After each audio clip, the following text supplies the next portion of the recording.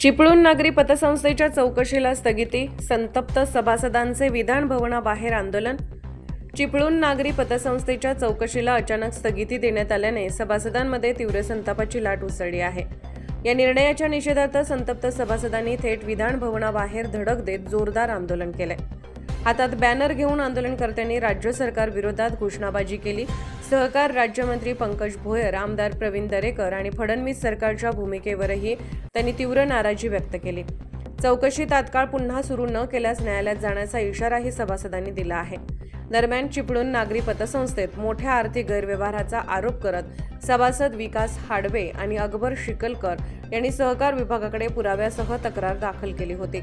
या तक्रारीची गंभीर दखल घेत सहकार विभागाने चौकशी समिती स्थापन केली होती. प्राथमिक चौकशीत समितीला काही गंभीर त्रुटी आणि कथित गैरव्यवहार आढळल्याची माहिती समोर आली होती.